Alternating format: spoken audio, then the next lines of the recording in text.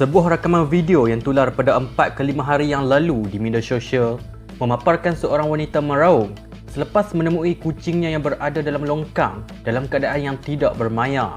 Menerusi hantaran video yang dimuat naik di laman Facebook pemiliknya, pada awal video tersebut dilihat pemiliknya itu kelihatan agak berdebar semasa mahu mengenal pasti apakah yang berada di dalam longkang yang berdekatan dengan rumahnya itu.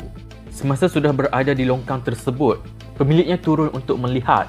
Dan alangkah luluh hatinya apabila mendapati bahawa itu adalah kucingnya yang dijumpai dalam keadaan yang telah disiksa oleh seorang warga emas yang tinggal berhampiran dengan rumahnya.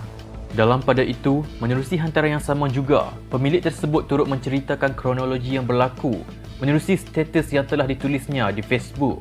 Menurutnya, dirinya mendapati bahawa kucingnya itu hilang.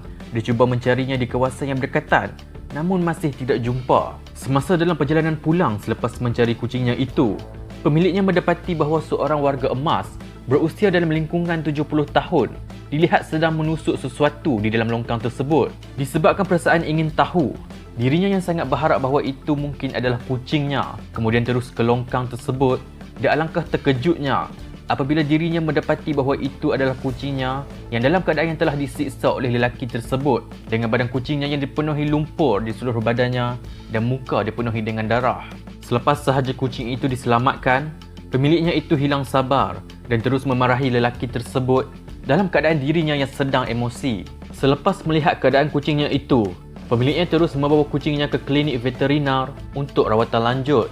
Laporan klinik veterinar mengesahkan bahawa kucingnya mengalami kecederaan yang serius di bahagian kepala akibat daripada kesan ketukan, manakala bagi keputusan X-ray pula menunjukkan tiada kecederaan tulang yang patah dan masalah dalam abdomen, akan tetapi mempunyai sedikit masalah di bahagian paru-paru.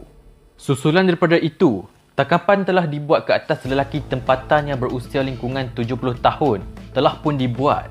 Semakan rakaman CCTV kawasan kejiranan turut menunjukkan suspek memukul dan membaling haiwan itu ke kawasan rumah yang tidak berpenghuni. Lelaki tersebut juga mengaku berbuat demikian kerana merasa terganggu dengan kehadiran kucing tersebut.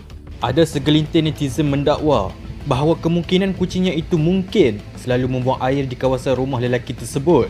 Namun pemiliknya dari awal lagi menepis dakwaan tersebut dan menegaskan kucing itu sentiasa berada di dalam rumahnya dan langsung tidak pernah keluar dari rumah. Rata-rata netizen di media sosial juga meluahkan rasa marah dan kecewa terhadap sikap tidak berperi kemanusiaan lelaki itu. Selepas kejadian tersebut, pemiliknya sentiasa memberitahu perkembangan terkini dari hari ke hari dan didapati kucingnya manis semakin pulih.